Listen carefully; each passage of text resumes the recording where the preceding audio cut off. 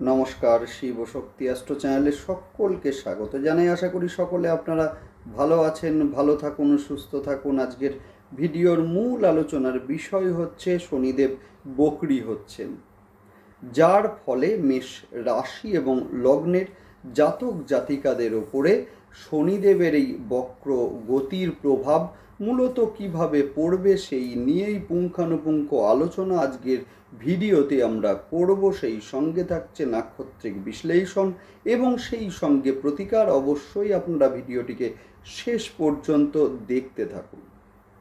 শনিদেব বকরি হচ্ছেন 29 জুন, যার ফলে কিন্তু মেষ রাশি এবং লগ্নের জাতক জাতিকাদের কিছুটা ফটকা উপার্জন, সেটাও আমরা দেখব এই সময়ে। সেই সঙ্গে নতুন কর্মের প্রাপ্তি, সেই সঙ্গে অর্থের আগমন, সেইটাও আমরা লক্ষ্য করব। সেই সঙ্গে প্রেমের ক্ষেত্রে যথেষ্ট শুভ হতে চলেছে এই সময়ে। মূলত 1 জুনের আগে দেখেছিলাম আমরা 45 দিন, সেটা হচ্ছে যথেষ্ট মানসিক একটা যে প্রেশারের মধ্যে ছিলেন মেষ রাশি এবং লগ্নের জাতক জাতিকারা। সেই সঙ্গে অর্থের অহেতুক ব্যয় সেটাও কিন্তু ছিল, যদিও শনিদেবের বক্রতার ফলে কিন্তু সেই জায়গাটা যথেষ্ট হ্রাস পাবে। সেই সঙ্গে যথেষ্ট মানসিক শান্তি এই সময়ে আসবে। সেই সঙ্গে আত্মবিশ্বাসের জায়গাটাও যথেষ্ট সুদৃঢ় হতে চলেছে মেষ রাশি এবং লগ্নের জাতক জাতিকাদের। যাই হোক, দেখতে থাকুন আপনারা। শুরু করছি মূল আলোচনা। সবার প্রথমে সকলকে অনুরোধ করব, অবশ্যই আপনারা চ্যানেলটিকে সাবস্ক্রাইব করে নেবেন। দেখুন, গ্রহের গোচর সেটা সাময়িক সময়ের জন্যই হোক আর দীর্ঘ সময়ের জন্যই হোক, যার ইম্প্যাক্ট কিন্তু আমাদের জীবনে ভীষণভাবে পড়ে। যে কোনো সিদ্ধান্ত নেওয়ার ক্ষেত্রে কিন্তু গ্রহের গোচর বিশ্লেষণ ভীষণ জরুরি। না হলে কিন্তু আমাদের সিদ্ধান্তে ভুল হওয়ার একটা সম্ভাবনা সেটা কিন্তু থেকেই যায়।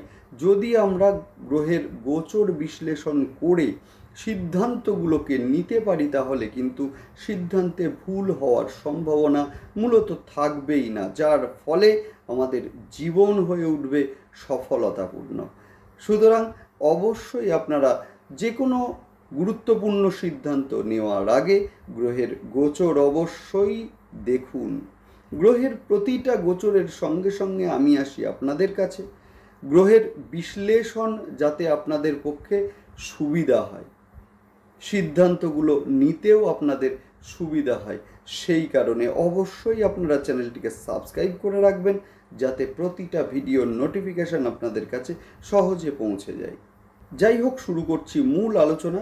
শনিদেব বকরি হচ্ছেন 29 জুন এবং শনিদেবের এই বক্রতা থাকবে মূলত 15 নভেম্বর পর্যন্ত, যার ফলে কিন্তু মূলত এই সময়ে এই যে স্প্যানটাতে সময়কালটাতে মেষ রাশি এবং লগ্নের জাতক জাতিকাদের বেশ কিছু ফটকা আয় সেটা কিন্তু এই সময়ে লক্ষ্য করা যাবে। সেই সঙ্গে আটকে থাকা অর্থ বা মূলত পুরাতন কিছু পাওনা টাকা সেটাও কিন্তু এই সময়ে পেতে চলেছেন মেষ রাশি এবং লগ্নের জাতক জাতিকারা। সেই সঙ্গে শিক্ষা সংক্রান্ত কারণে যারা বিদেশে যেতে চাইছেন, এদের ক্ষেত্রে যথেষ্ট শুভ এই সময়ে 1 জুনের আগে মেষ রাশি এবং লগ্নের জাতক জাতিকারা যে মানসিক একটা চাপে ছিলেন, সেই চাপ কিন্তু মূলত এই সময়ে কাটতে চলেছে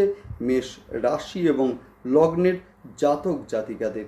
সেই সঙ্গে আমরা দেখব জন্ম ছকে যদি শনিদেব উচ্চস্থ থাকেন, স্বক্ষেত্রস্থ থাকেন এবং সেই সঙ্গে মিত্র ক্ষেত্রগত থাকেন, তাহলে তো কথাই নেই, যথেষ্ট ভালো রেজাল্ট আপনারা এই সময়ে পেতে চলেছেন। সেই সঙ্গে আমরা দেখব যে যদি কারোর জন্মছকে শনিদেব নিচস্থ বা শত্রু গৃহগত থাকেন, সেক্ষেত্রে কিন্তু সমস্যা বাড়বে। সুতরাং অবশ্যই আপনারা ভিডিওটিকে শেষ পর্যন্ত দেখুন। ভিডিওর শেষে প্রতিকার আমি আলোচনা করব। প্রতিকারগুলো অবশ্যই এখন থেকে করতে থাকুন। দুর্দান্ত রেজাল্ট আপনারা পাবেন এবং মূলত এই পরিস্থিতির যে সুফল সেটা আপনারা 100% ঘরে তুলতে পারবেন। যাই হোক, দেখতে থাকুন।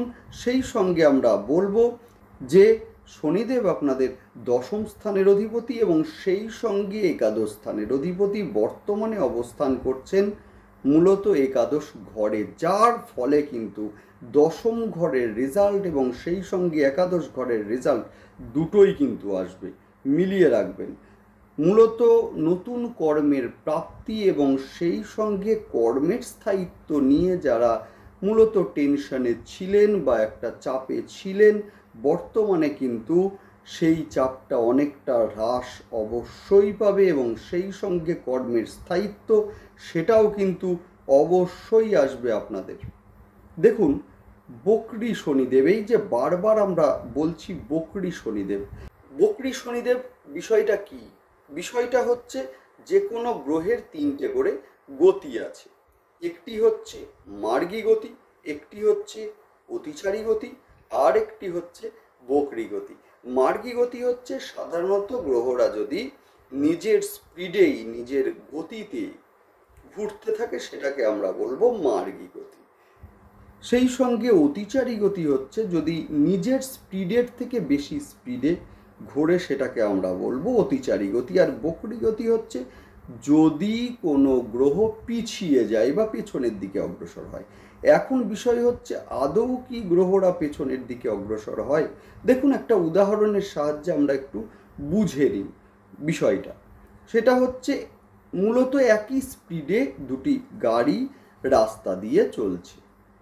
দুটি গাড়ির মধ্যে একটি গাড়ি যখন মূলত কোনো কারণে তার স্পিডকে হ্রাস করে, সেক্ষেত্রে আমরা দেখব যে একটি গাড়ি কিন্তু মূলত অপরটির থেকে পিছিয়ে যাবে কিছুটা।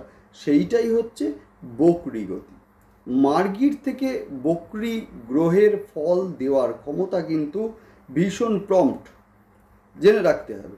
সেই সঙ্গে আরও একটা বিষয় জানতে হবে, সেটা হচ্ছে মেষ, যেটা কিনা অগ্নিতত্ত্বের একটি রাশি এবং সেই সঙ্গে চর প্রকৃতির একটি রাশি।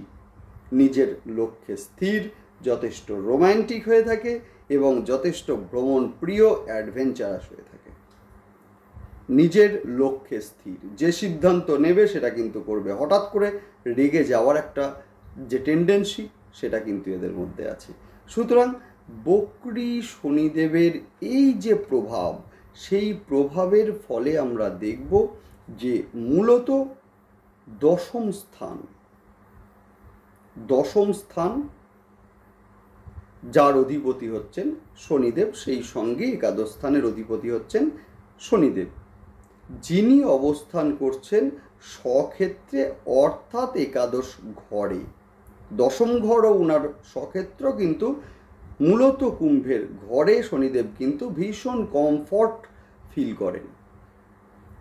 এখন বিষয় হচ্ছে কুম্ভে অবস্থান করে শনিদেব কিন্তু মূলত তার দশম দৃষ্টি দেবেন বৃশ্চিকের ঘর, যার ফলে এই সময়ে কিন্তু হঠাৎ করে পড়ে যাওয়া, চোট লাগা, বিশেষ করে পায়ে চোট আঘাত লাগা, সেই সঙ্গে মাথায় আঘাত লাগার একটা সম্ভাবনা সেটা তো আছেই। সেই সঙ্গে যাদের ইউরোলজিক্যাল সমস্যা আছে অলরেডি, এদের ক্ষেত্রে কিন্তু সমস্যা বৃদ্ধির একটা সম্ভাবনা সেটাও কিন্তু আমরা লক্ষ্য করব। প্রেমের ক্ষেত্রে, যদিও প্রেমের ক্ষেত্রে আমরা বলবো যে যাদের বাধা আসছিল, ভুল বোঝাবুঝি চলছিল, সেই ক্ষেত্রে বাধা কাটবে, ভুল বোঝাবুঝি কিন্তু কমবে এবং সেই সঙ্গে প্রেম মূলত এই সময়ে পরিণতি পেতে চলেছে মেষ রাশি এবং লগ্নের জাতক জাতিকাদের। সেই সঙ্গে আমরা দেখব বাড়ি থেকে কিছুটা দূরে কর্মের প্রাপ্তি বা কর্মের উন্নতি, সেটাও কিন্তু এই সময়ে লক্ষ্য করা যাবে। যারা বাড়ি বিক্রয় করতে চাইছিলেন কিন্তু যে কোনো কারণে বিক্রয় হচ্ছিল না, মূলত এই সময়ে কিন্তু বাড়ি বিক্রয় হবে এবং যথেষ্ট লাভবান হবেন মূলত মেষ রাশি এবং লগ্নের জাতক জাতিকারা। সেই সঙ্গে বলতে পারি যে গৃহ নির্মাণের যোগ সেটাও কিন্তু এই সময়ে আছে। হঠাৎ করে রেগে যাওয়া, হঠাৎ করে ধৈর্য হারানো সেইটাও কিন্তু এই সময়ে রয়েছে। মানসিক একটা চঞ্চলতা বৃদ্ধি সেটাও কিন্তু এই সময়ে লক্ষ্য করা যাবে। সেই সঙ্গে কর্ম যারা পরিবর্তন করতে চাইছিলেন, মূলত এদের ক্ষেত্রেও সময়টা যথেষ্ট শুভ। সেই সঙ্গে আমরা বলতে পারি যে একদিকে যেমন কর্ম পরিবর্তন সেটা যেমন শুভ হচ্ছে, সেই একই সঙ্গে অর্থের প্রাপ্তি সেটাও কিন্তু আছে। বিশেষ করে মূলত পঞ্চম এবং একাদশ, অর্থাৎ একাদশে অবস্থান করে পঞ্চমে দৃষ্টি, আপনাদের পঞ্চমে সমসপ্তম দৃষ্টি, অর্থাৎ যার ফলে কিন্তু ফটকা একটা টাকা পাওয়া বা ফটকা একটা অর্থ বা সম্পদের প্রাপ্তি সেটা কিন্তু আমরা এই সময়ে লক্ষ্য করব। যদিও ফটকা প্রাপ্তির ক্ষেত্রে আপনাদের ভাবতে হবে যে মূলত অর্থের প্রাপ্তিটা বা সম্পদের প্রাপ্তিটা ন্যায্য কিনা। যেহেতু দ্বাদশে রাহু বর্তমান আছেন সেই কারণে, এবং সেই সঙ্গে আপনাদের ষষ্ঠ স্থানের দৃষ্টি, যার ফলে কিন্তু আপনাদের ভাবতেই হবে যে আমাদের অর্থ অথবা সম্পদ যেটা ফটকা এলো সেইটা আমার যোগ্য কিনা বা সেইটা ঠিক না বেঠিক, যাই হোক, এবং তারপরে সেটাকে চিন্তা করে নেওয়ার চেষ্টা করবেন। যথেষ্টই ভালো হবে, না হলে কিন্তু সমস্যায় পড়বেন। সেই সঙ্গে বলতে পারি যে এই সময়ে কিন্তু কিছুটা প্রতারিত হওয়ার যোগ সেটাও কিন্তু রয়েছে, অবশ্যই রয়েছে। নেক্সট আলোচনা করব নাক্ষত্রিক বিশ্লেষণ নিয়ে।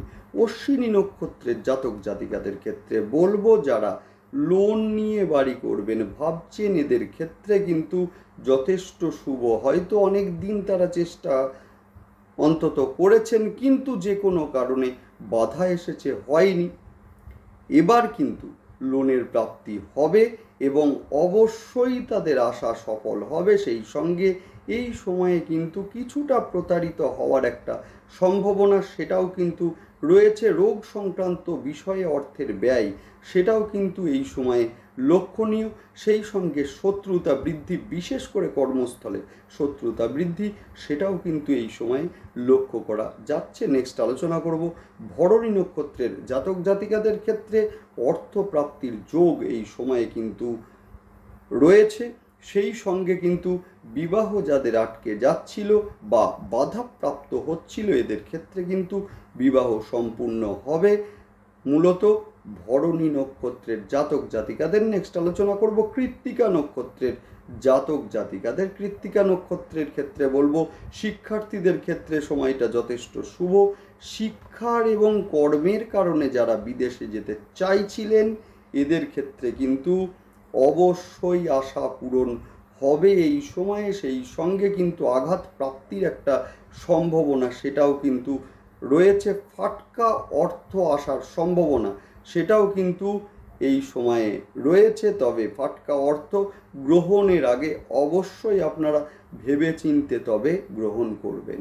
যাই হোক, নেক্সট আলোচনা করব যাদের জন্মছকে শনিদেব নিচস্থ আছেন বা শত্রু গৃহগত আছেন এদের ক্ষেত্রে বলবো অবশ্যই আপনারা মঙ্গলবার এবং শনিবার হনুমান চল্লিশা পাঠ অবশ্যই আপনারা করুন। সেই সঙ্গে হনুমানজিকে লাল জবা ফুল অর্পণ করুন এবং সেই সঙ্গে সিঁদুরের কৌটো দিন, দুর্দান্ত রেজাল্ট আপনারা পাবেনই পাবেন। সেই সঙ্গে বলবো সোমবার এবং শনিবার করে রুদ্রাভিষেক অবশ্যই আপনারা করুন, আর রুদ্রাভিষেকের সময়ে কালো তিল মহাদেবকে অর্পণ করুন, দুর্দান্ত রেজাল্ট আপনারা পাবেন। যাদের জন্মছকে শনিদেব নিচস্থ আছেন এদের ক্ষেত্রে বলবো সাতমুখী রুদ্রাক্ষ শোধন করে ধারণ করুন, দুর্দান্ত রেজাল্ট 100% আপনারা পাবেনই পাবেন। যাই হোক, ভালো থাকুন, সুস্থ থাকুন, অবশ্যই চ্যানেলটিকে সাবস্ক্রাইব করে নেবেন। নমস্কার।